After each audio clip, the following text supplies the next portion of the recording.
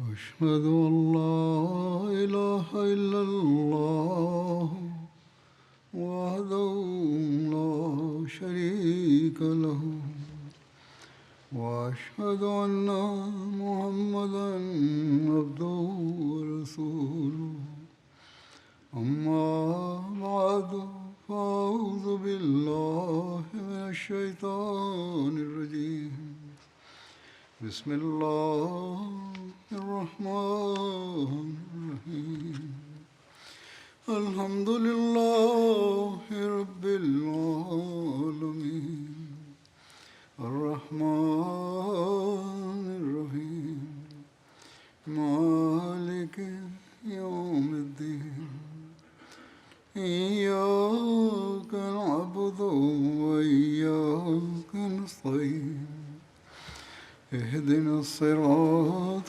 المستقيم صراط الذين أنعمت عليهم غير المغضوب عليهم ولا الضالين.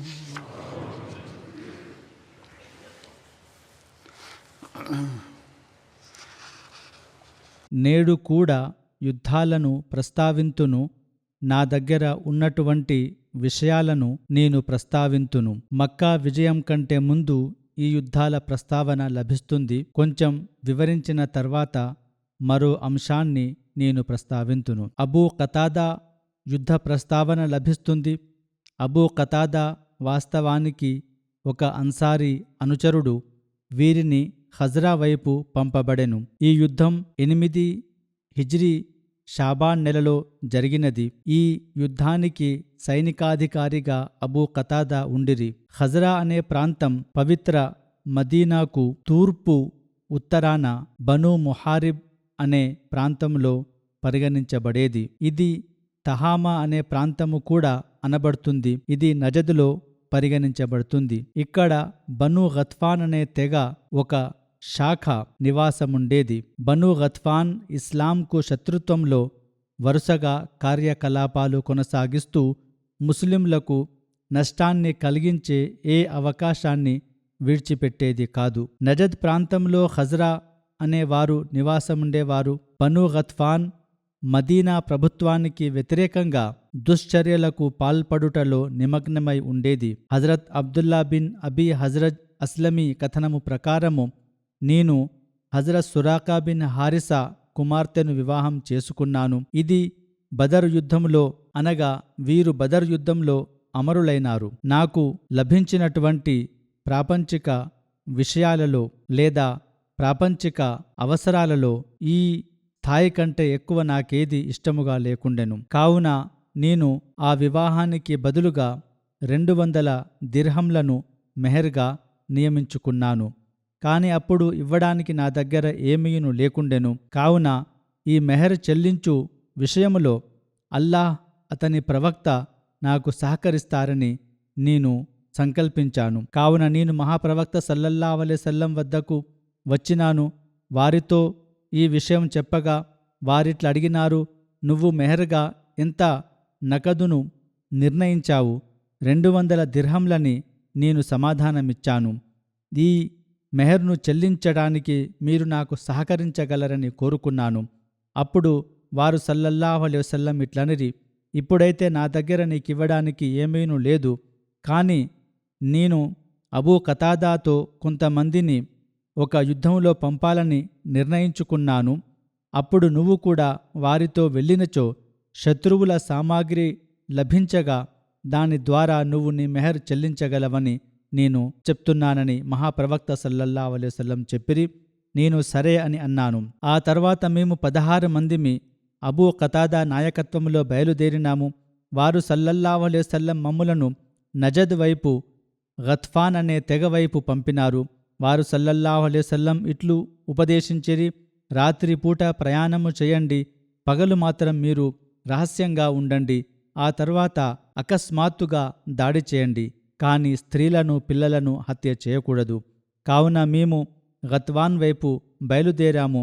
అప్పుడు పూర్తిగా చీకటి అయిపోయినది.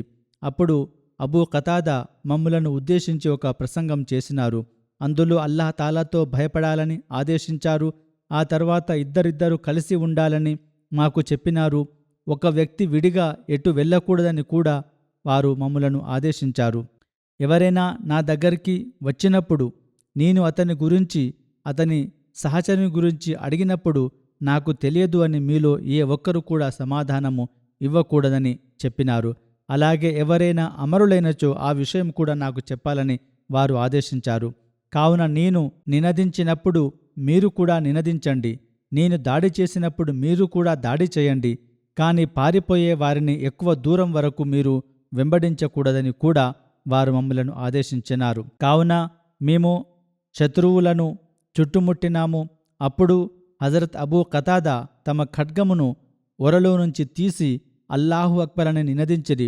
కావున మేము కూడా మా ఖడ్గములను ఒరలో నుంచి తీసి అల్లాహు అక్బర్ అని నినదించాము. అప్పుడు అక్కడ ఉన్నటువంటి ప్రజలపై మేము దాడి చేసినాము. అకస్మాత్తుగా నేను చూస్తున్నదేమనగా, ఒక పొడుగాటి వ్యక్తి ఖడ్గము పట్టుకొని పైకి లేపి మెల్లమెల్లగా ముందుకు వెళ్తున్నాడు. అతడు ఇట్లు అంటున్నాడు, ఓ ముస్లింలారా, రండి స్వర్గాన్ని వైపు. నేను అతన్ని వెంబడించాను.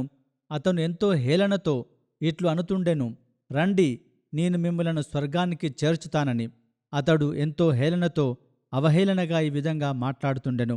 కావున నేను అతన్ని వెంబడించాను. అతడు ముందుకు వెళ్తుండెను. అతడు తిరిగి మాపై దాడి చేస్తాడని నేను ఊహించుకుంటుండిని. కావున నా సోదరుడు దూరము వెళ్ళకని నన్ను ఆదేశించెను.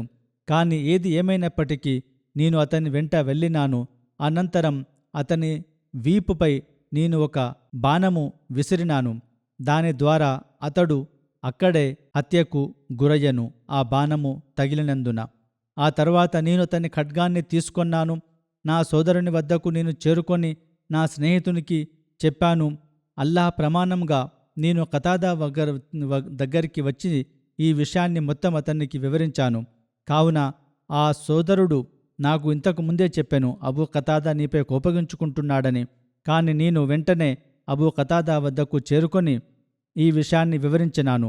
అప్పుడు ముస్లిములు శత్రువుల సామాగ్రిని మొత్తం సమకూర్చుకొనిరి. అక్కడ ఉన్నటువంటి శత్రువులను హత్య చేసిరి. కావున అప్పుడు అబూ ఖతాదా నన్ను కోపగించుకొనెను. కాని ఒక వ్యక్తిని నేను హత్య చేసినని విషయం చెప్పిన తర్వాత వారికి సంతృప్తి కలిగెను.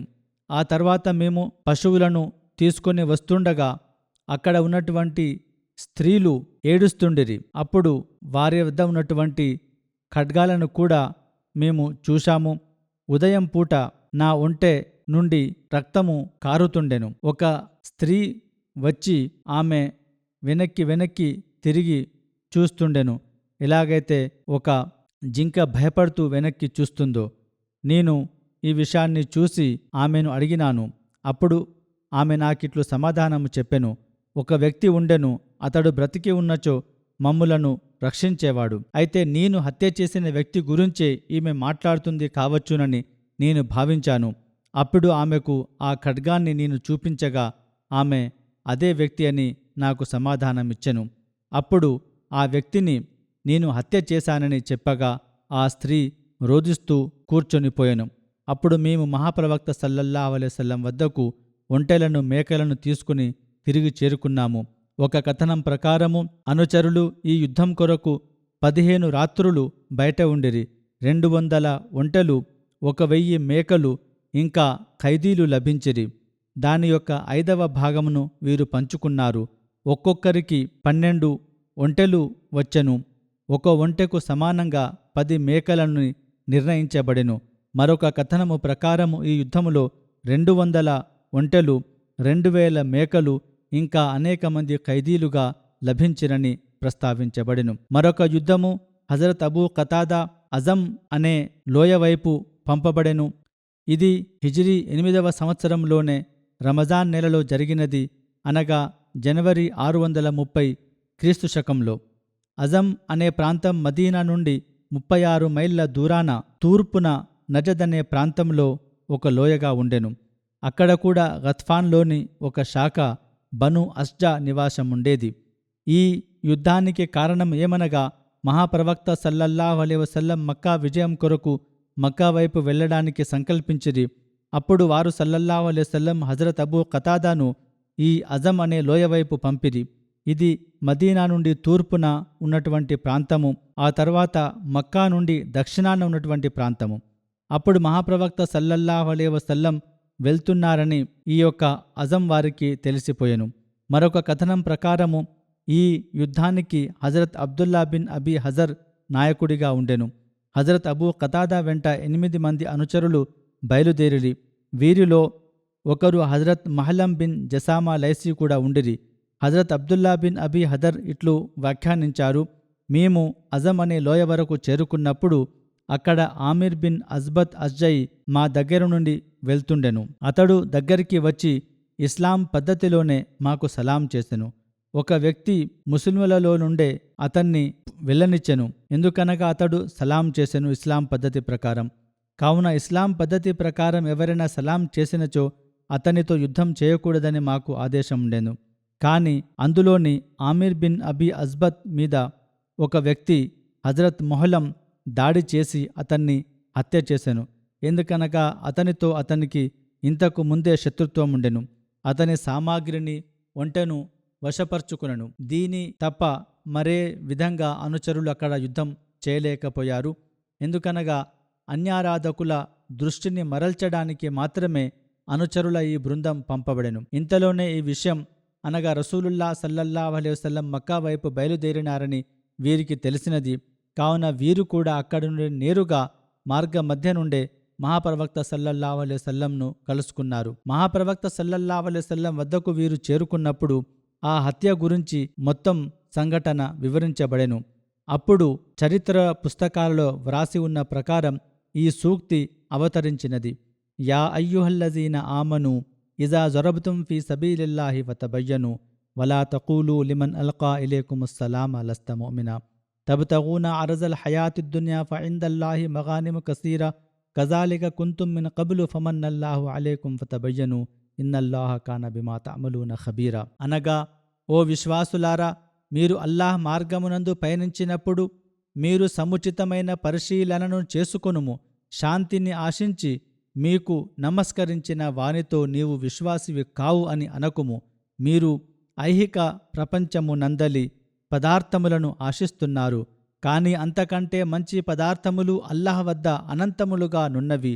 ఇంతకు పూర్వము మీరు కూడా ఇట్లే యుండిరి. అప్పుడు అల్లాహ్ మీకు ప్రత్యేకమైన అనుగ్రహమును ప్రసాదించెను.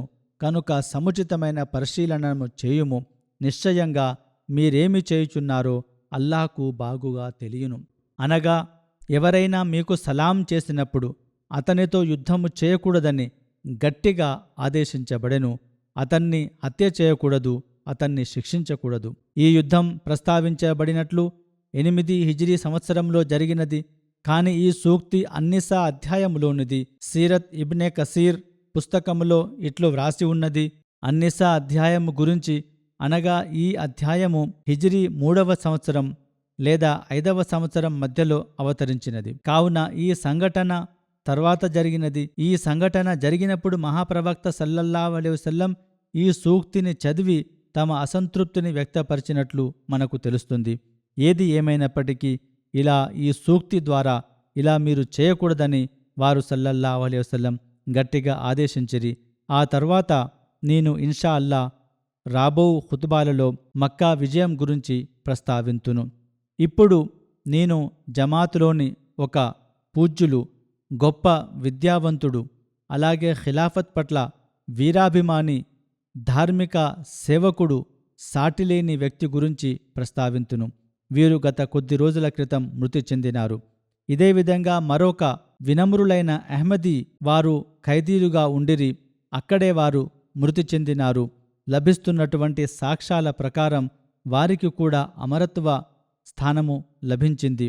కావున మొదటి ప్రస్తావన గౌరవనీయులైన సయ్యద్ మీర్ మహమూద్ అహ్మద్ నాసిర్ గారిది. వీరు హజరత్ సయ్యద్ మీర్ మొహమ్మద్ ఇస్హాక్ సాహిబ్ రజల్లాహు తాలా అన్హు గారి కుమారులు. గత కొద్ది రోజుల క్రితం 96 సంవత్సరముల వయస్సులో వీరు మృతి చెందారు. ఇన్నా లిల్లాహి వ ఇన్నా ఇలైహి రాజిఊన్. వీరు హజరత్ అమ్మాజాన్ హజరత్ నుస్రత్ జహా బేగం గారి సోదరుని కుమారుడు. హజరత్ ముస్లిం మౌద్ హజరత్ మరియం సిద్దికా గారి అల్లుడు. ఇంతకుముందు చెప్పినట్లు హజరత్ మీర్ మొహమ్మద్ ఇస్హాక్ సాహెబ్ గారి కుమారుడు వీరి తల్లి పేరు సాలిహా బేగం. వీరు హజరత్ మీర్ నాసిర్ నవాబ్ సాహబ్కు ముని మన్వడు. వీరి తల్లి పేరు సాలిహా అనగా హజరత్ పీర్ మంజూర్ అహ్మద్ గారి కుమార్తె వీరు. పీర్ మంజూర్ అహ్మద్ గారు హజరత్ సూఫీ అహ్మద్ జాన్ సాబ్ లుధ్యాన్వి గారి కుమారులు. సయ్యద్ మెహమూద్ అహ్మద్ గారు ప్రాథమిక విద్యాభ్యాసం కాదియాన్లోనే పొందినారు. ఆ తర్వాత పంజాబ్ యూనివర్సిటీ నుండి బిఏ చేశారు.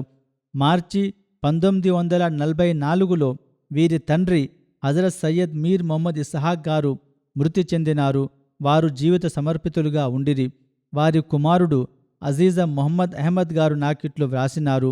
17 మార్చి తేదీ మాకు చాలా ముఖ్యమైన దినము, రోజు. ఎందుకనగా అని వారితో అడిగినప్పుడు దీనికి వారిట్లు సమాధానమిచ్చారు. ఆ రోజు మా తండ్రిగారు మృతి చెందగా హజరత్ ముస్లిమౌద్ రజల్లాహు తాలా అనుహు ఆ రోజు మొత్తం మా ఇంట్లోనే గడిపినారు. నమాజులు కూడా వారు అక్కడే సల్పినారు, చేయించారు. ఒక సంక్షిప్త ఉపన్యాసం కూడా అక్కడ ముస్లిమౌద్ చేసినారు. అందులో మీర్ మొహమ్మద్ ఇస్హాక్ గారి ధార్మిక సేవలు, వారి యొక్క అంకిత భావాన్ని, వారి యొక్క విద్యా ప్రతిభను మొదలగు విషయాలను ప్రస్తావించినారు. అక్కడ మీర్ మెహమూద్ అహ్మద్ గారిట్లు తెలుపుతున్నారు, నేను అక్కడే నిలిచి ఉన్నాను. అక్కడే నేను హజరత్ ఖలీఫా సానీతో ఇట్లన్నాను, నేను కూడా నా జీవితాన్ని సమర్పిస్తున్నాను. అప్పుడు హజరత్ ముస్లిమౌద్ రజల్లాహు తాలా అనుహు ఎంతో భావోద్వేగానికి గురైనారు. అప్పుడు వారు చాలా ప్రోత్సహించారు. అప్పుడు సయ్యద్ మీర్ మెహమూద్ అహ్మద్ గారి వయస్సు 14 సంవత్సరములు మాత్రమే ఉండెను. వారు ఈ వాగ్దానాన్ని జీవితాంతం చాలా గొప్పగా నెరవేర్చినారు.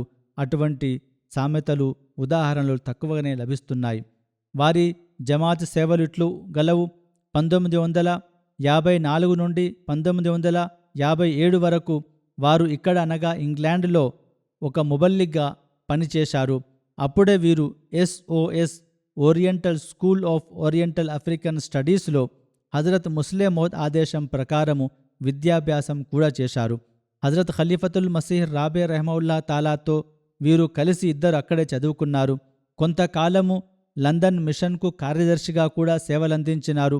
1957 నుండి 1959 వరకు వీరు వకాలతే దీవాన్లో రిజర్వ్ ముబల్లిగ్గా ఉన్నారు. ఆ తర్వాత 1960లో జామియాలో వీరు ఉపాధ్యాయులుగా సేవలందించారు. 1978 నుండి 78 వరకు ఇక్కడే వీరు సేవలందించినారు. 78 నుండి 82 వరకు అమెరికాలో ముబల్లిగ్గా ఉన్నారు. 82 నుంచి 86 వరకు స్పెయిన్లో సేవలందించు అనుగ్రహం పొందారు. 86 నుండి 89 వరకు వీరు వకీలు తస్నీఫ్గా సేవలందించారు. 86 నుండి 2010వ సంవత్సరం వరకు జామియా అహ్మదియా రబువాకు వీరు ప్రిన్సిపల్గా సేవలందించినారు. ఇదే కాలంలో 1994 నుండి జూలై 2001 వరకు వకీలు తాలీంగా కూడా ఉన్నారు. ఇదే విధంగా రీసెర్చ్ సెల్కు ఇన్ఛార్జిగా ఉన్నారు. సలీబ్ సంఘటనకు వీరు ఇందుకు రీసెర్చ్ సెల్కు ఇన్ఛార్జిగా ఉండిరి. 2005లో వీరు నూర్ ఫౌండేషన్ స్థాపించబడినప్పుడు దానికి అధ్యక్షులుగా నియమించబడిరి. చివరి శ్వాస వరకు ఈ పదవిని వీరు అలంకరించారు. హజరత్ ముస్లిమౌద్ రజల్లాహు తాలా అనుహు 3 జూన్ 1962న మజ్లిస్ ఇఫ్తాకు సభ్యునిగా వీరిని నియమించారు. నవంబర్ 1972 వరకు వారు అందులో సభ్యునిగా కొనసాగారు. ఆ తర్వాత 1989లో మరల హజరత్ ఖలీఫతుల్ మసీహ్ రాబే వీరిని మజ్లిస్ ఇఫ్తాకు మరల సభ్యునిగా నియమించినారు. జీవితాంతం దీనికి సభ్యునిగా వారు కొనసాగారు. ఖుద్దాముల్ అహ్మదియాలో కూడా వివిధ పదవులను వీరు అలంకరించినారు, సేవలందించినారు. మొహతమింగా అలాగే ఉపాధ్యక్షునిగా వీరు ఉన్నారు. విద్యా మైదానములో కూడా పెద్ద పెద్ద సేవలందించు అనుగ్రహం వీరుకు లభించినది. పవిత్ర ఖురాన్ హజరత్ ఖలీఫతుల్ మసీహ్ రాబే అనువదించగా దానిని సిద్ధము చేయుటలో, దాని అనువాదములో వీరు చాలా సేవలందించినారు, సహాయపడినారు. హజరత్ ఖలీఫతుల్ మసీహ్ రాబే రహమౌల్లా తాలా కూడా కృతజ్ఞతలు తెలిపినప్పుడు ఒక వ్యాసము అందులో వ్రాసినారు. దానిలో సహకరించినటువంటి వారి పేర్లను ప్రస్తావించారు. రబువా నుండి సూఫీ బషారతుర్ రెహమాన్ గారు, మౌలానా అబుల్ మునీర్ నూరుల్ హక్ గారు, సయ్యద్ అబ్దుల్ హై గారు, మౌలానా దోస్త్ మొహమ్మద్ గారు, జమీలుర్ రెహమాన్ రఫీక్ గారు మొదలగు వారు సేవలందించినారు. వీరిలోనే మీర్ మెహమూద్ అహ్మద్ గారు కూడా ఉన్నారని, అల్లాహతాలా కృపానుసారం వరుసగా వీరు నాకు సహకరించినారని హుజూర్ కృతజ్ఞతలు తెలిపినారు. ఇలాగే హదీసు 6 సరియైన పుస్తకాల ఉర్దూ అనువాదము తర్వాత మస్నద్ అహ్మద్ బిన్ హంబల్ అనువాదము కూడా వీరు మొదలుపెట్టిరి. ఇదే విధంగా సహీ ముస్లింకు విశ్లేషణ కూడా రాశారు, దాన్ని కూడా రాస్తుండిరి. అలాగే షమాయిల్ తిర్మిజీని కూడా వీరు అనువదించినారు. బైబిల్ గురించి కూడా 25 విద్యా రంగమైనటువంటి వ్యాసాలను వీరు వ్రాసినారు.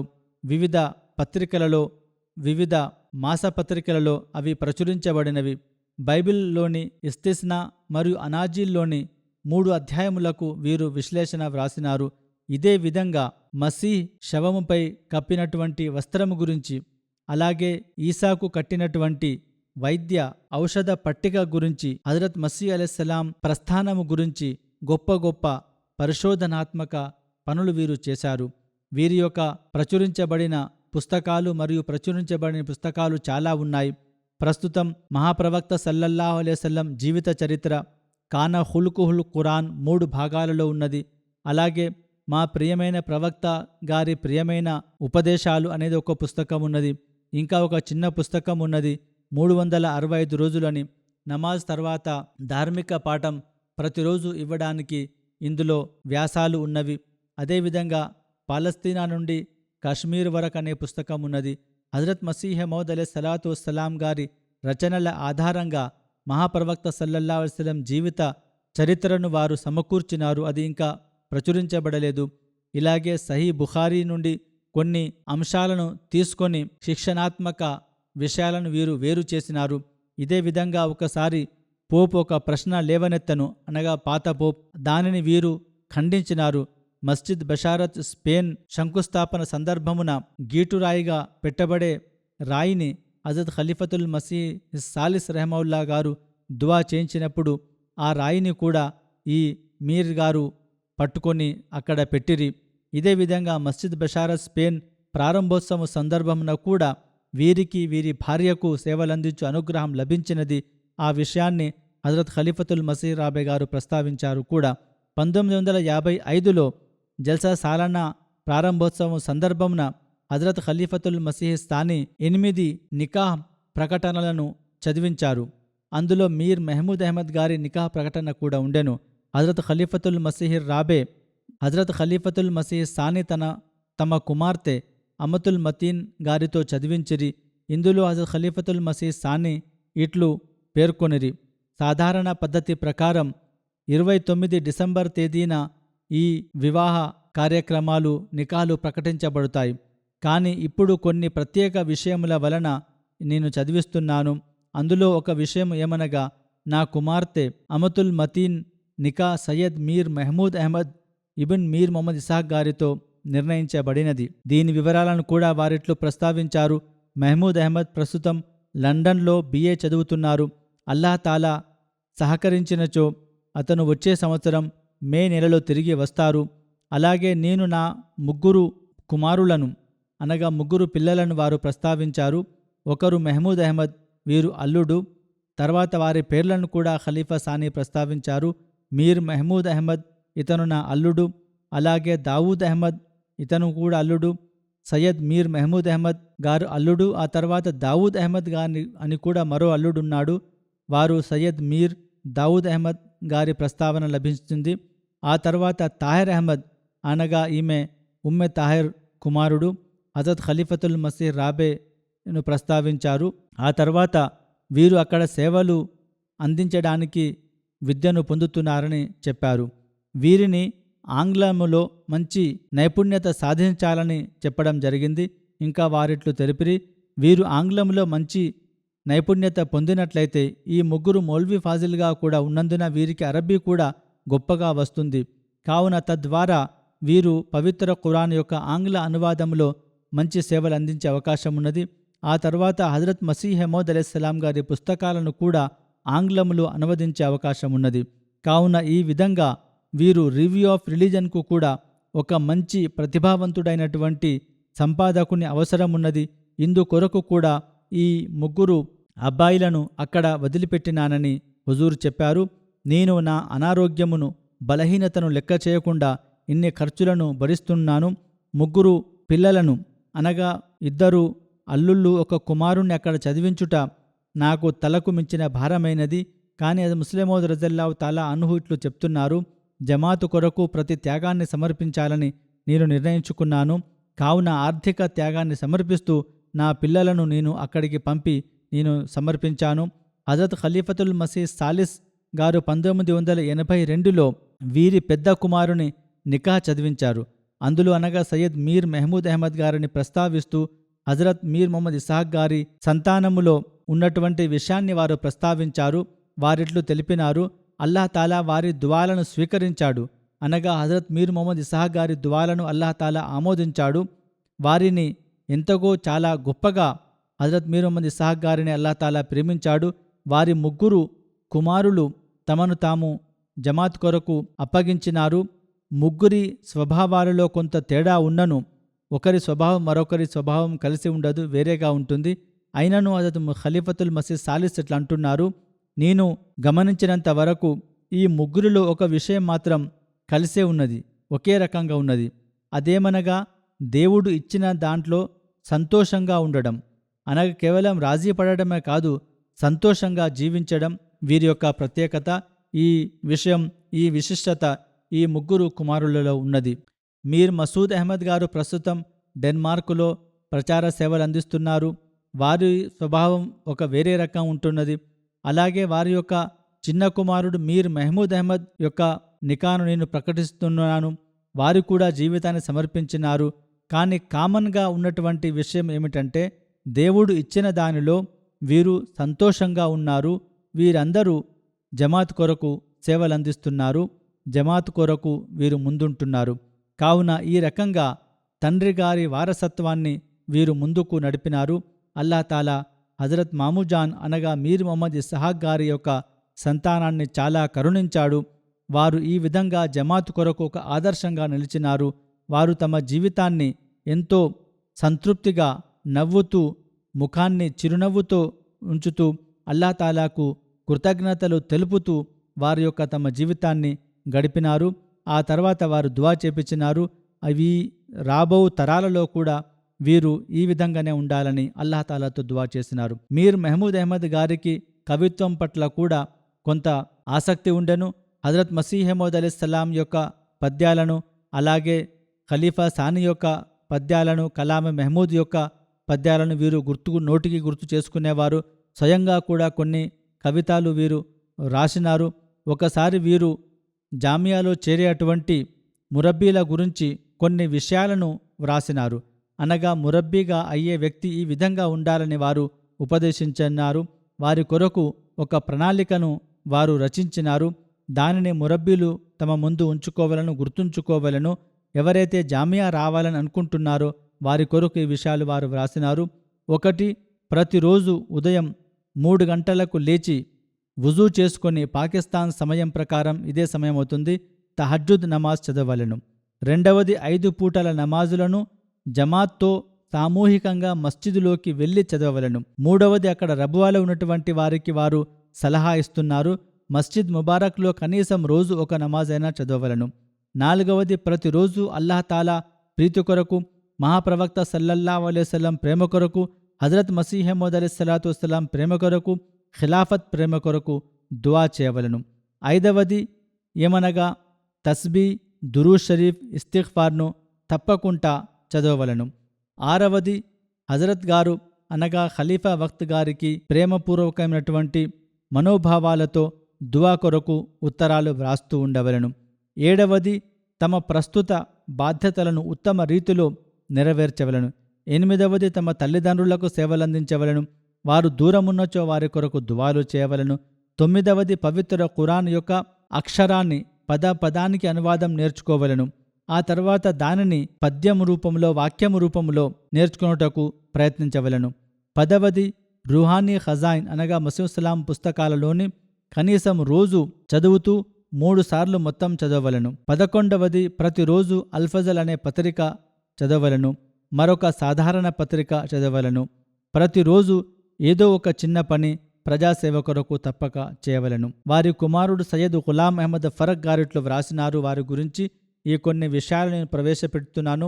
అల్లా తాలాతో అబ్బా గారికి చాలా ప్రేమ ఉండెను. దానిని వారు నమాజుల ద్వారా, దైవ ప్రస్తావన ద్వారా, దైవ స్మరణ ద్వారా వెల్లడించేవారు. వారి నమాజులు నేను చూశాను. మస్జిద్లోనే చదివేవారు. ఒకవైపు కూర్చొని ఎంతో దుఃఖముతో రోదనతో చదువుతుండేవారు. ఇంట్లో కూడా నమాజులు చదివేవారు. వారికి మాకు తెలిసినంత వరకు చాలా గొప్పగా ఒక నిర్ణీత సమయంలో నమాజును చదివేవారు. ఎంతో ఆప్యాయతతో, ప్రేమానురాగంతో అల్లా తాలా పట్ల దువా చేస్తూ చదివేవారు. ఉదాహరణకు వారిట్లు తమ డైరీలో ఒకటి రాసుకున్నారు. ప్రతిరోజు అల్లా అనే పదం రాసేవారు. నేను గమనించగా నాకు తెలిసినది ఏమనగా, వారు తమ కలములో కొత్త ఇంకు పోసినప్పుడు మొదటిసారి అల్లా అనే పదము వ్రాసేవారు. ఆ తర్వాత నేను కొన్ని పేజీలను తీయగా అందులో కూడా అనేక సార్లు అనేక వరుసలలో అల్లా అని వ్రాసి ఉండెను. వారి చివరి సంవత్సరాలలో తమ గదిలో ఒక వాక్యము వ్రాసి పెట్టుకునేవారు. అల్లాహ్ తీ ఆము. నేను అడిగినాను దీని అర్థమేమిటని.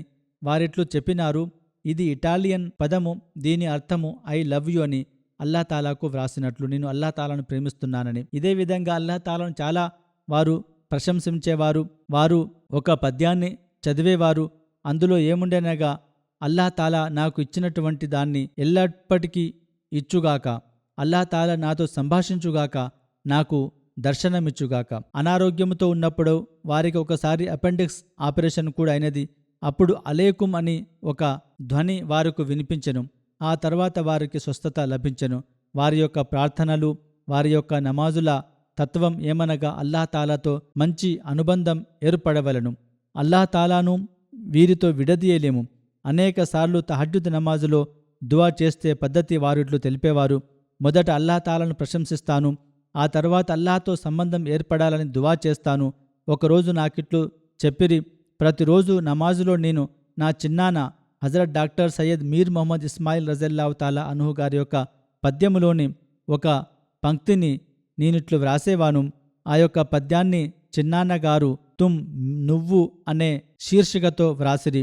దానిలోని మొదటి పంక్తి, నా యొక్క హృదయానికి చికిత్స నువ్వు, నా యొక్క ప్రియమైన వ్యక్తివి, ప్రియమైన దేవుణ్ణి నువ్వు, నువ్వే మాకు అవసరం, మేము నిన్ను పొందాలని ఆశిస్తున్నామని అందులో వ్రాసి ఉండెను. తహజ్జుద్ నమాజులో దువా చేయు పద్ధతిని నేను సంక్షిప్తంగా వివరిస్తాను. వారి కుమారులు వారిట్లు తెలిపినారు. మొదట అల్లాహ్ను ప్రశంసించేవారు, తర్వాత దురూద్ షరీఫ్ చదివేవారు, ఆ తర్వాత హజరత్ మసీహ్ మౌద్ అలైహిస్సలాం వారి కుటుంబం కొరకు, ఆ తర్వాత హజరత్ మసీహ్ మౌద్ అలైహిస్సలాం గారి ఖలీఫాలు మరియు వారి కుటుంబం కొరకు, ఆ తర్వాత హజరత్ ముస్లిం మౌద్ రజల్లాహు తఆలా అన్హు, ఆ తర్వాత వారి కుటుంబం కొరకు విడిగా, ఆ తర్వాత తమ తాత హజరత్ మీర్ నాసిర్ నవాబ్ గారి కొరకు దువా చేసేవారు. ఆ తర్వాత అక్కడి నుంచి కిందికి తమ బంధువుల కొరకు దువాలు చేసేవారు. తమ సంతానములోని అందరికంటే మొదట తమ కుమార్తె కొరకు దువా చేసేవారు.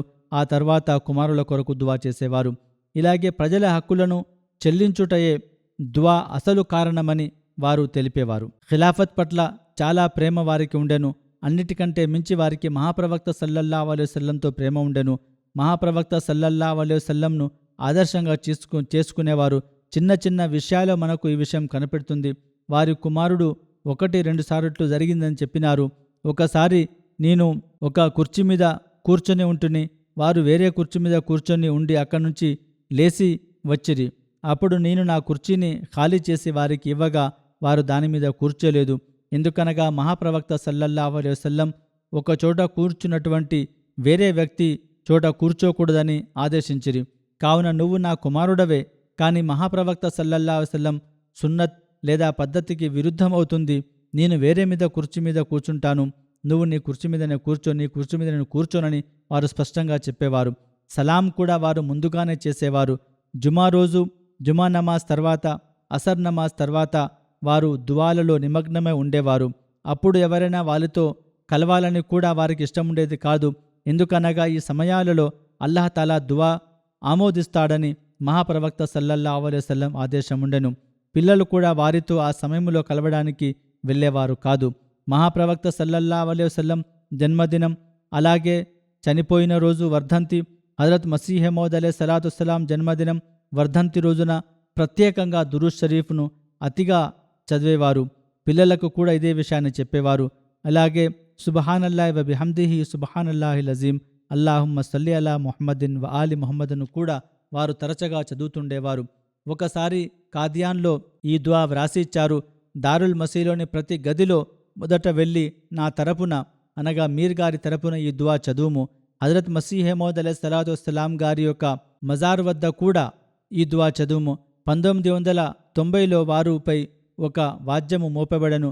మజ్లిసే షూరాలో తమ అభిప్రాయాన్ని తెలిపినందుకు 298 ప్రకారము జడ్జ్ వారితో ఇట్లనెను, నువ్వు నీ ఉపన్యాసములో మహాప్రవక్త సల్లల్లాహు అలైహి వసల్లం అనుచరులను అనుమానించినావు.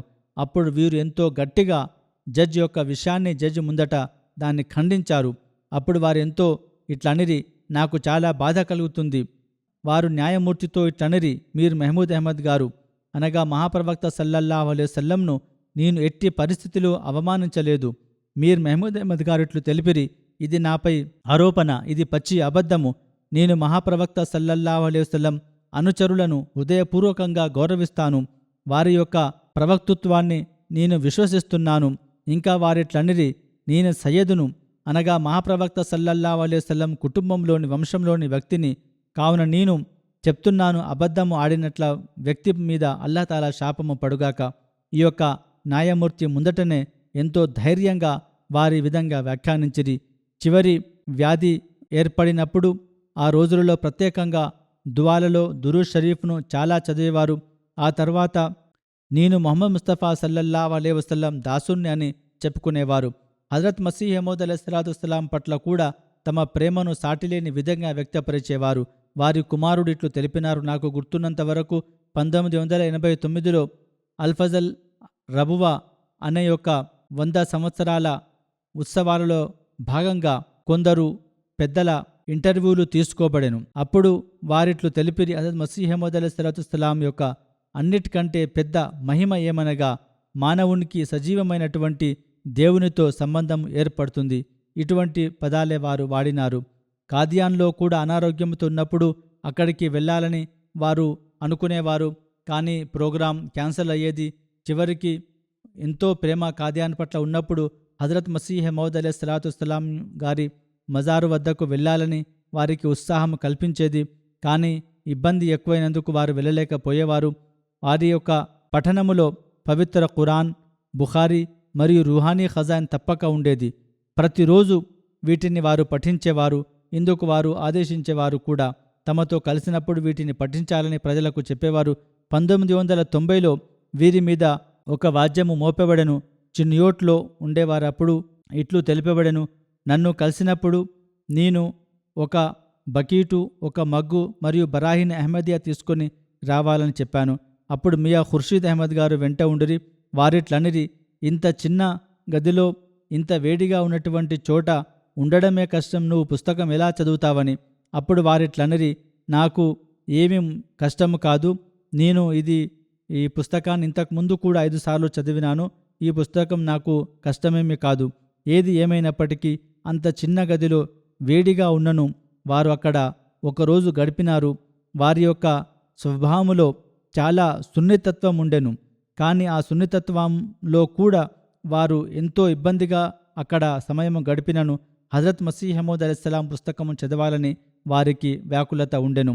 ధార్మిక విద్యలలో వారు ఇస్లాంతో పాటు యూదులు అలాగే క్రైస్తవులు రచించినటువంటి పుస్తకాల మీద వీరికి మంచి పట్టు ఉండెను. ధార్మిక అంశాలలో పోల్చుటలో వీరికి చాలా ప్రత్యేకత ఉండెను. వీరు సాధారణంగా ప్రచురించబడిన ఫికా పుస్తకము మీద వీరు ఆధారపడేవారు కాదు. పవిత్ర ఖురాన్, మహాప్రవక్త సల్లల్లాహు అలైహి వసల్లం సున్నత్ మరియు సరైన హదీసులు, ఇలాగే హజరత్ మసీహ్ మౌద్ అలైహిస్సలాం మరియు ఖలీఫాల ఆదేశాల నుండి, రచనల నుండి మార్గదర్శనం పొందాలని వీరు ఉపదేశించేవారు.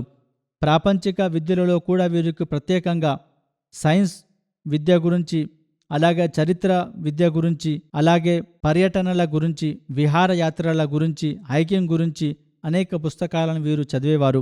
ఆంగ్ల కవుల కవిత్వాన్ని కూడా, అలాగే ఉర్దూ కవుల కవిత్వాన్ని కూడా వీరు చదివేవారు. చాలా వరకు పంక్తులను నోటికి గుర్తు చేసుకొని ఉండిరి. తమ ఐప్యాడ్ మీద ఆ యొక్క కవుల కవిత్వాన్ని వినేవారు, నోటికి కూడా గుర్తు చేసుకునేవారు. అరబీతో పాటు ఆంగ్లము, స్పానిష్, ఇటాలియన్, ఇబ్రానీ భాషలో వీరికి మంచి పట్టు ఉండెను. ఇటాలియన్ ప్రోగ్రాంను వీరు టీవీ మీద, ఐప్యాడ్ మీద క్రమం తప్పకుండా చూసేవారు. దీని కారణం ఏమనగా హజరత్ ముస్లిమౌద్ రజల్లాహు తాలా అన్హు ఒకప్పుడు ఇటాలియన్ భాష నేర్చుకోవాలని వీరిని ఆదేశించెను. కావున వారిట్లు తెలిపేవారు, హుజూర్ నన్ను ఇటాలీ పంపాలని అప్పుడు చూసిరి, కావున అప్పుడు ఈ భాష నేర్చుకోవాలని నాకు చెప్పిరి. కానీ ఆ యొక్క ఆదేశాన్ని వారు మరల తిరిగి తీసుకోలేదు. కావున ఇప్పటి వరకు ఈ ఆదేశం నాకు ఉన్నది కాబట్టి నేను దీనిని నేర్చుకుంటున్నాను. ఆర్థిక త్యాగంలో కూడా చాలా ముందుండేవారు. వీరికి వారసత్వంలో లభించినటువంటి ఆస్తిలో వెంటనే హిస్సా జాయదాద్ వసియత్ ప్రకారం వీరు చెల్లించారు. ఆ తర్వాత ముబషిర్ అయాజ్ గారు ప్రస్తుతం ప్రిన్సిపల్గా ఉన్నారు. ఇట్లు వ్రాసినారు, మీర్ గారు ఎంతో అమాయకమైనటువంటి పవిత్రమైనటువంటి జీవితాన్ని గడిపినారు. ఎంతో సున్నితత్వ మనస్కులు వీరు. కానీ నిరాడంబరత వీరి యొక్క ప్రత్యేకత. ఉన్న దాంట్లోనే జీవితం గడపడం, అల్లాహపై నమ్మకం కలిగి ఉండడం గొప్ప విషయం. ఇలాగే జ్ఞానములో వీరి యొక్క సముద్రము వలె ఉండరి. మహా గొప్ప విద్యావంతులు వీరు. ఇవన్నీ నిజమే. వీరు పవిత్ర ఖురాన్కు విశ్లేషకులు కూడా ఉండిరి. హదీసులను కూడా వివరించేవారు. అహ్మదీయ జమాత్ యొక్క చరిత్రలో వీరు ఎంతో అదృష్టవంతులైనటువంటి విద్యావంతులు. పవిత్ర ఖురాన్తో పాటు మొత్తం 6 హదీసు సరియైన పుస్తకాలను అనువదించు అనుగ్రహము వీరికి లభించినది. మీర్ గారి యొక్క జీవితం ఒక ప్రార్థన. వారు పని మాత్రమే చేసేవారు. వారు ఎప్పుడు సెలవు తీసుకునేవారు కానే కాదు. సెలవు అనే పదం వారి నిఘంటువులో లేకుండెను. ఖిలాఫత్ పట్ల వారి యొక్క జీవితము ఖిలాఫత్ను సూచించేది. ఖిలాఫత్కి దర్పణంగా ఉండిరి. వినయం, విధేయత ఖిలాఫత్ పట్ల మనకు కనిపిస్తుంది. వారు తమ ఆచరణతో ఈ విషయాన్ని నిరూపించినారు. ఖిలాఫత్ను ఎలా గౌరవించాలని చూపించినారు. ఒకసారి అనారోగ్యానికి గురైనప్పుడు సైకిల్ మీద వీరు వెళ్ళేవారు. 7:20 జామియా ప్రారంభమయ్యేది. కావున 7:20 వీరు అక్కడికి చేరుకునేవారు. 2-3 సార్లు వీరు సైకిల్ మీది నుండి కింద పడిపోయిరి, అనారోగ్యానికి గురైరి. అప్పుడు మీరు 10 గంటలకు వరకు వేచి చూసి 10 గంటలకు జామియా వెళ్ళండని నేను చెప్పాను.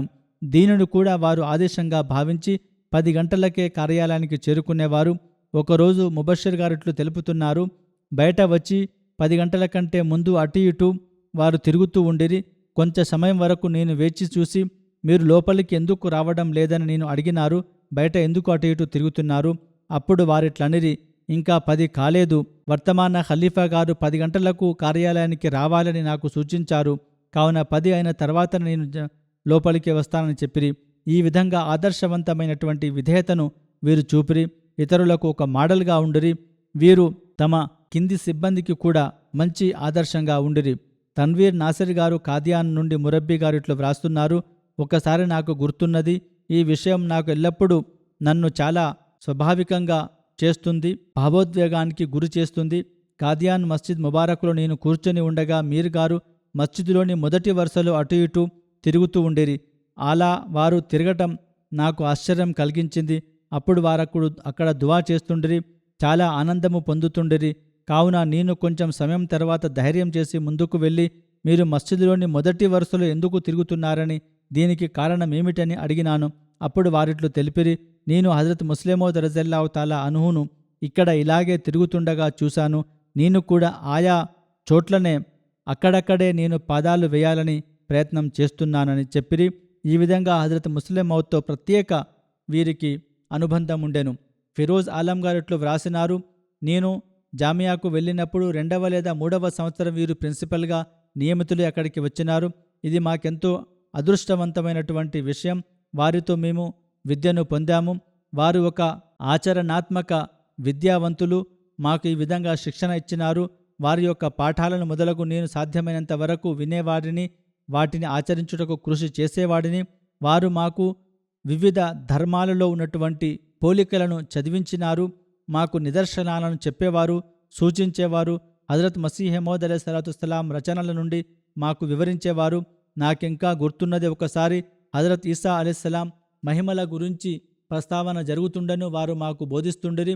అప్పుడు అకస్మాత్తుగా ప్రశ్నార్థకంగా ఆగి ఇట్లనిరి, నేడు కూడా మహిమలు జరుగుతున్నవి. తమ యొక్క అనుభవాన్ని వారు వివరించినారు. ఒకసారి జల్సా సాలానా రోజులలో చాలామంది అక్కడికి చేరుకున్నారు అతిథులు. కానీ అన్నం మాత్రం చాలా కొద్దిగా ఉండెను. కానీ అల్లా తాలా కృపానుసారము మేము పంచడం మొదలుపెట్టినప్పుడు ఆ కొద్ది అన్నం ఆ అతిథులందరికీ సరిపోయినది. అల్లా తాలా ఆ విధంగా ఎలాంటి తగ్గుదల చేయకుండా శుభము కల్పించెను. వారి యొక్క మనుమడు హాషిర్ అహ్మద్ మురబ్బీ గారు ఇట్లు వ్రాసినారు, అల్లా తాలాతో చాలా ప్రేమ ఉండెను. ఒక ప్రత్యేకమైన ప్రభావం అల్లా తాలా ప్రేమ పట్ల వారు మా హృదయాలలో చిన్నలలో పెద్దలలో వదిలిపెట్టినారు. తహజ్జుదును క్రమం తప్పకుండా చదివేవారు, నమాజులను క్రమం తప్పకుండా చదివేవారు. ఇప్పుడు వీరు మురబ్బీలు అయినందున వీరు కూడా తమ యొక్క తాతను ఆదర్శంగా తీసుకొని ఆచరించవలను, అందుకు కృషి చేయవలను. పవిత్ర ఖురాన్ పట్ల ప్రేమ ఉండెను. ఇటువంటి ప్రేమ ఇంకెక్కడా మాకు కనిపించదు. సుదీర్ఘ సమయం పాటు ఫజర్ నమాజ్ తర్వాత తిలావత్ చేసేవారు. నేనింకా చిన్నప్పుడే ఉండగా నేను ఇంటికి వచ్చినప్పుడు తహజ్జుద్ నమాజ్ తర్వాత ఫజర్ నమాజ్ కొరకు నన్ను వీరు లేపేవారు. సుదీర్ఘ కాలం పాటు తిలావత్ చేసేవారు. చాలా శ్రద్ధతో చాలా ప్రేమతో వీరు చదివేవారు. ఆ యొక్క ప్రభావం నాకు ఇప్పటి వరకు ఉన్నది. జామియా కెనడాలో నేను ప్రవేశం పొందాను. అక్కడి కూడా వెళ్ళినప్పుడు నన్ను అడిగినారు, మీకు పవిత్ర ఖురాన్ విడివిడిగా చదివిస్తారా లేదా కలిపి చదివిస్తారని అడగగా నేను విడివిడిగా చదివిస్తారని చెప్పినారు. అప్పుడు చాలా సంతోషపడ్డారు. అనగా ప్రజలకు పవిత్ర ఖురాన్ విశ్లేషణ వస్తుంది, కానీ అనువాదం రాదు. హజరత్ ముస్లిమౌద్ రజల్లాహు తాలా అనుహు తండ్రిగారైన హజరత్ మసీహ్ మౌద్ అలైహిస్సలాం పట్ల ప్రేమను వారిట్లు వ్యక్తపరిచేవారు. రుహానీ ఖజాయిన్ పట్ల వారు చాలా శ్రద్ధ కల్పేవారు. హజరత్ మసీహ్ మౌద్ అలైహిస్సలాం గారి పుస్తకాలను అనేక సార్లు చదివినారు. ప్రతిసారి కొత్త కొత్త విషయాలు తెలుస్తాయని చెప్పేవారు. రుహానీ ఖజాయిన్ను చదవమని నాకు చెప్పేవారు. పవిత్ర ఖురాన్ అలాగే చరిత్ర పుస్తకాలు మీకు సులభంగా అర్థమవుతాయి. ఇంకో విషయం వారు నాకు ఒకసారి చెప్పినారు. వారు ఏమన్నారంటే, నేను హజరత్ మసీహ్ మౌద్ అలైహిస్సలాం పుస్తకాలన్నిటినీ తప్పకుండా 3 సార్లు చదివినాను. ఇంకా కొన్ని పుస్తకాలను 3 సార్ల కంటే ఎక్కువ చదివినాను. ఎంతో వినయం విధేయత వారిలో కనిపించెను. ఎప్పుడూ తమ యొక్క విద్యా ప్రతిభను వారు వ్యక్తపరిచేవారు కాదు. ఇలాగే ఖుత్బా గురించి ఇట్లు తెలిపినారు. ఒకసారి ఇంట్లో ఖుత్బా వింటుండగా కరెంటు పోయినది.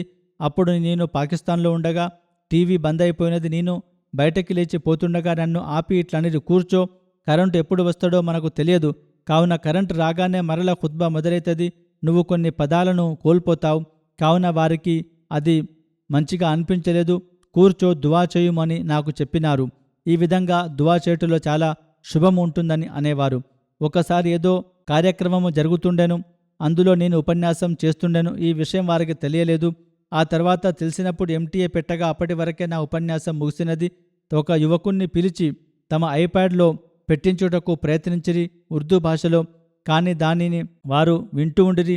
ఆ తర్వాత దానిని ఉర్దూలో పెట్టి చాలా సంతోషపడిరి. ఈ విధంగా వారు నాకు కృతజ్ఞత తెలిపినారు. అనగా నాకు సహకరించినందుకు, నాపై ఉపకారం చేశావని వారు ఆ యొక్క యువకునికి కృతజ్ఞతలు తెలిపిరి. పిల్లల పట్ల కూడా ఎంతో కృతజ్ఞతా భావంతో ఉండేవారు.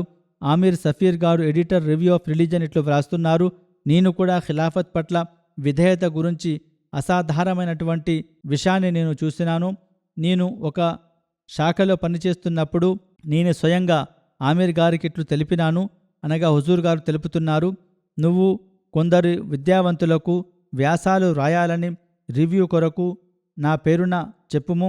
కొందరు ఉలమాల పేర్లను కూడా నేను చెప్పి ఉంటిని. అందులో మీర్ మహమూద్ అహ్మద్ గారి పేరు కూడా ఉండెను. కావున అప్పుడు వారు తెలుసుకొని పాకిస్తాన్కు ఫోన్ చేసిరి. కానీ అప్పుడు మీర్ గారు 11 అవుతున్నందున రాత్రిపూట నిద్రకు ఉపక్రమించిరి. వారి యొక్క బంధువులు వారిని లేపలేదు. కానీ ఫోన్ మోగినందున వారు నిద్ర లేచిరి. అప్పుడు కొంచెం నిద్రలోనే ఉండిరి. మీర్ గారు లేచి ఫోన్లో మాట్లాడిరి. అప్పుడు ఇట్లనరి, విషయం ఏంటిదో చెప్పండి అనగా, నేను ఖలీఫతుల్ మసీ గారు మీరు రివ్యూ కొరకు వ్యాసాలు వ్రాయాలని ఫలానా అంశం మీద చెప్పినాను. అప్పుడు వారిట్లనరి, నాకిప్పుడు ఏమీ సరిగ్గా అర్థం కావడం లేదు, నేను ఉదయం పూట మాట్లాడతాను. ఏది ఏమైనప్పటికీ మరుసటి రోజు వారు ఒక 15 పేజీల వ్యాసాన్ని వ్రాసి నాకు పంపిరి, అనగా ఆమీర్ సఫీర్ గారికి. ఆ తర్వాత నేను కూడా మరలా ఈ విషయాన్ని మీద వ్యాసాలు వ్రాసి పంపుతూ ఉంటానని చెప్పిరి. ఈ విధంగా వారు విధేయతలు చూపించేవారు. వర్తమాన ఖలీఫా పట్ల నేను చెప్పినందున 10 కాకముందు వారు తమ కార్యాలయానికి కూడా వెళ్ళేవారు కాదు. ఆ తర్వాత మరొక కార్యక్రమం మసీ శవంపై కప్పినటువంటి వస్త్రం గురించి అక్కడ శిబిరం ఏర్పాటు చేయబడెను. జల్సా సందర్భమున అందులో కూడా వీరు ప్రతి సంవత్సరం పాల్గొనేవారు. హజరత్ మసీహ్ మౌద్ అలైహిస్సలాం బోధనల ప్రకారం వీరు అక్కడ ఉపన్యాసాలు చేసేవారు. వీరిట్లనేవారు, ఆమిర్ సఫీర్ గారు ఇట్లా వ్రాసినారు, మురబ్బీలు ఎప్పుడైనా ఏదైనా అంశం గురించి విద్యాపరమైనటువంటి విషయాలను చెప్తున్నప్పుడు జమాతు యొక్క అభిప్రాయాలను ముందటగా వివరించాలి. ఆ తర్వాత ప్రాపంచిక విషయాల వైపు దృష్టి సారించాలి. వారి పద్ధతి ఎట్లుండేననగా, మొదట హజరత్ మసీహ్ మౌద్ అలైహిస్సలాం రచనల ఆధారంగా వారి యొక్క అభిప్రాయాన్ని మంచిగా అర్థం చేసుకుని దాని తర్వాత జమాతేతర స్కాలర్లు లేదా ఇతరుల విషయాలను వారు చెప్పేవారు. కావున మీర్ గారికి చాలా నమ్మకం ఉండెను. ఈ ప్రపంచంలోని పెద్ద పెద్ద శ్రౌడ్ నిపుణులు వారి ముందు హజరత్ మసీహ్ మౌద్ అలైహిస్సలాం గారి యొక్క అభిప్రాయాన్ని వెల్లడించేవారు. వారు బ్రతికి ఉన్నందున హజరత్ ఈసా అలైహిస్సలాం బ్రతికి ఉన్నప్పుడు సలీబ్ మీద నుంచి సజీవంగా వారు బయటకి వచ్చినందున అనే విషయంలో రివ్యూ ఆఫ్ రిలీజియన్స్ యొక్క బృందం చాలా కాలం నుండి రీసెర్చ్ చేస్తుండెను. ఈ రీసెర్చ్లో రివ్యూ ఆఫ్ రిలీజియన్స్ యొక్క వివిధ కోణాల నుండి వివిధ అంశాల ఆధారంగా పరిశోధన చేస్తుండెను. శ్రౌడ్ గురించి మొత్తం సైన్స్ చరిత్ర యొక్క విషయాలను వీరు క్రోడీకరించి తమ యొక్క అభిప్రాయానికి వీరు బలం చేకూర్చుటకు కృషి చేస్తుండ్రి. ఇందులో కూడా వీటిలో చెప్పేవారు, హజరత్ మసీహ్ మౌద్ అలైహిస్సలాతు వస్సలాం ఎక్కువ దృష్టి కలిగించింది ఈసా పట్టి గురించి. హజరత్ మసీహ్ మౌద్ అలైహిస్సలాతు వస్సలాం యొక్క విషయాలను ఆధారంగా చేసుకొని ఇతర విషయాలను ప్రస్తావించినప్పుడు మనకు సులభం ఏర్పడుతుంది. కావున వారు పదే పదే ఇదే విషయాన్ని వెల్లడించేవారు. అనగా ఈసా అలైహిస్సలాంకు కట్టినటువంటి ఔషధ పట్టి ఈ యొక్క సలీబు సంఘటనను అర్థం చేసుకున్నటకు ముఖ్యమైనదని వారు వివరించేవారు. రివ్యూ టీంకు కూడా వారు ఇదే విషయాన్ని చెప్పేవారు. ఆ తర్వాత ఇదే విషయం నిరూపితమైనది. మీర్ గారి యొక్క అప్రోచ్ ప్రకారము చాలా మంచి ప్రభావం ఏర్పడినది. శ్రౌడ్ గురించి ఇప్పటి వరకు ఉన్నటువంటి అతిపెద్ద నిపుణుడు ఫోటోగ్రాఫర్ బెరీ ష్రాడ్ స్వయంగా ఇట్లు ఒప్పుకున్నాడు, మీరు నిజంగానే ఈసా అలైహిస్సలాంకు కట్టినటువంటి ఔషధ పట్టీ గురించి మీరు నిరూపించినట్లయితే ఈసా అలైహిస్సలాం శిలువ మీది నుండి సురక్షితంగా సజీవంగా బయటకి వచ్చారని నేను ఒప్పుకోక తప్పదని వారు చెప్పినారు. ఈ విధంగా అనేక సంఘటనలు అనేక విషయాలను వారు వ్రాసినారు.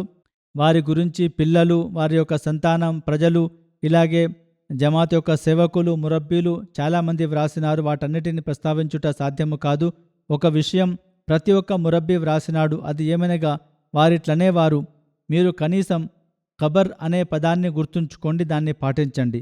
కాఫ్ అనగా పవిత్ర ఖురాన్, బా అనగా బుఖారీ హదీస్ పుస్తకము, రే అనగా రూహానీ ఖజాయిన్ హజరత్ మసీహ్ మౌద్ అలైహిస్సలాతు వస్సలాం గారి పుస్తకాలు. వీటన్నిటిలో మీరు నిపుణులైతే, వీటిని మీరు పాటించినట్లయితే మీ విద్య చాలా గొప్పగా పెరుగుతుంది. ఆధ్యాత్మికంలో కూడా మీరు ముందుకు వెళుతారు. తమ ఉద్దేశంలో మీరు సఫలం పొందుతారు. ఇదే విధంగా ఖబర్ అనే పదాన్ని గుర్తుంచుకున్నట్లయితే మనిషికి దేవుడు గుర్తుంటాడు. దేవుడు గుర్తున్నప్పుడు మనిషి దైవభీతితో ఆచరించుటకు ప్రయత్నిస్తాడు.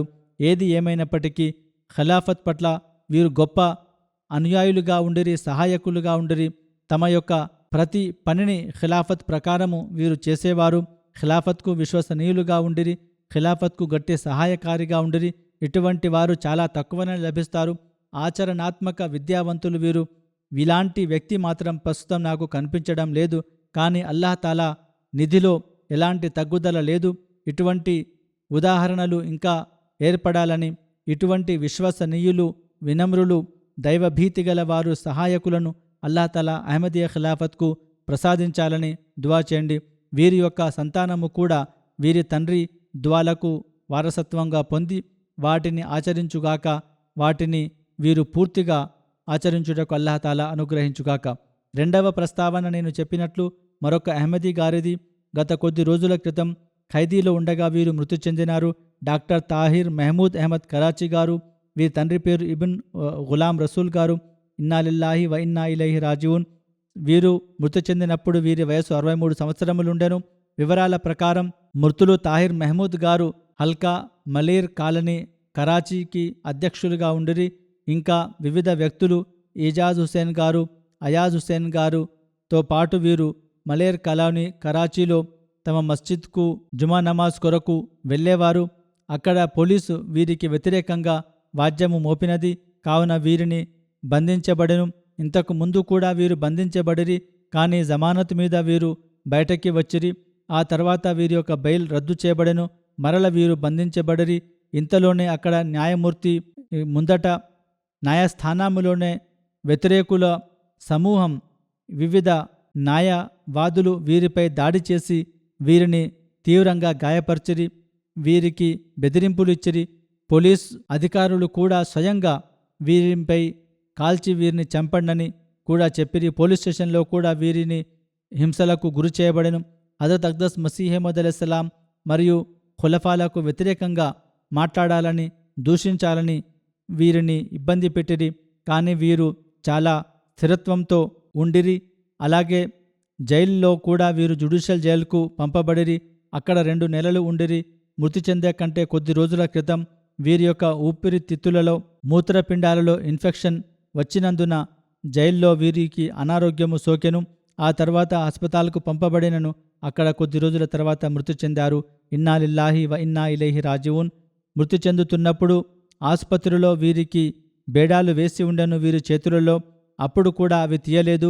వీరి యొక్క మరణం పోలీసుల హింస వల్ల జరిగినప్పుడు వీరికి లోపల దెబ్బలు తగిలి ఉండవచ్చును. కావున ఆ దెబ్బల వలన వీరు మృతి చెంది ఉండవచ్చును. ఈ విధంగా వీరు వివిధ ఇబ్బందులకు, క్రూరత్వానికి, హింసలకు గురై న్యాయస్థానము ఎదుటనే దెబ్బలు తిన్నందున వీరికి అమరత్వ స్థానము లభిస్తుంది. వీరు అమరులలో పరిగణించబడుదురు. వసియతులో కూడా వీరు చేరి ఉండిరి. సెక్రటరీ దావతేలల్లా, సదర్గా ఇంకా అనేక పదవులలో, ఉపశాఖలలో సేవలందించు అనుగ్రహం వీరికి లభించినది. వీరి పెదనాన్న హకీం అహ్మద్దీన్ గారి ద్వారా వీరి వంశములు అహ్మదీయత వచ్చినది. వారు హజరత్ మౌల్వీ ఇమాందీన్ సాబ్ సహాబీ హజరత్ మసీహ్ మౌద్ అలైహిస్సలాం గారి ద్వారా 1920వ దశకంలో 2వ ఖిలాఫతులో బయత్ చేసి అహ్మదీయతలో చేరినారు.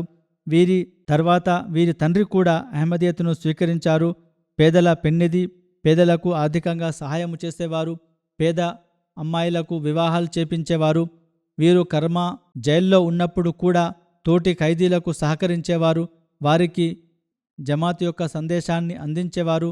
మీకేదైనా ఇబ్బంది ఉన్నదా జైల్లో అని అడగ్గా, ధర్మం కొరకు నేను ఇక్కడికి వచ్చినాను, ఇబ్బంది ఎలా అని ఎదురు ప్రశ్నించేవారు.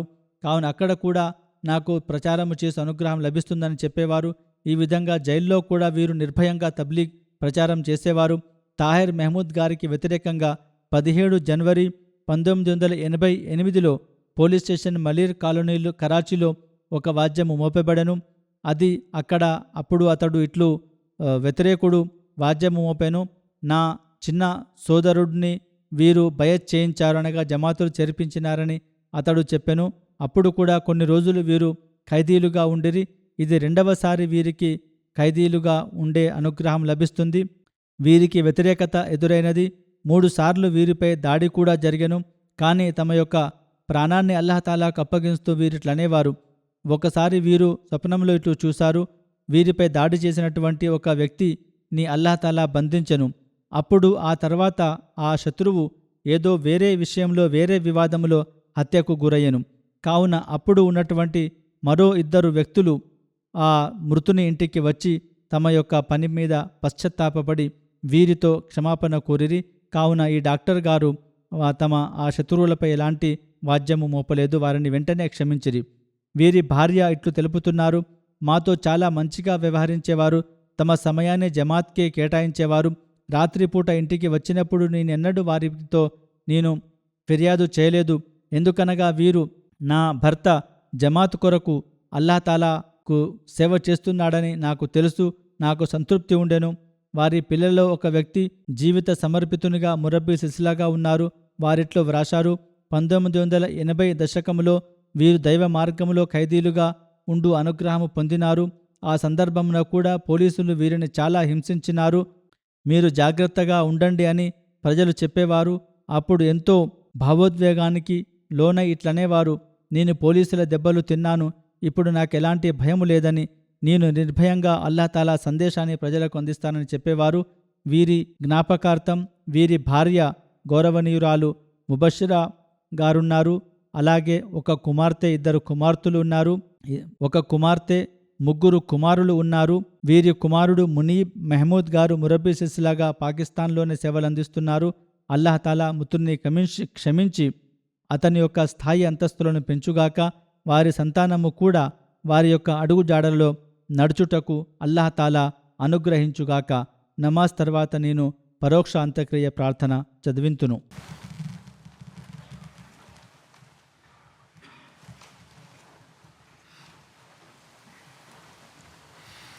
అల్హమ్దులిల్లాహ్ నహ్మదుహు వ నస్తঈనుహు వ నస్తగ్ఫిరుహు వ ను'మిను బిహి వ నతవక్కలు అలైహి వ నఅూజు బిల్లాహి మిన్ శురూరి అన్ఫుసినా వ మిన్ సయ్యిఆతి అమాలినా. من يهده الله فلا مضل له ومن يضلل فلا هادي له ونشهد أن لا إله إلا الله ونشهد أن محمدا عبده ورسوله. عباد الله رحمكم الله إن الله يأمر بالعدل والإحسان وإيتاء ذي القربى وينهى عن الفحشاء والمنكر والبغي يعظكم لعلكم تذكرون. اذكروا الله يذكركم وادعوه يستجب لكم ولذكر الله أكبر.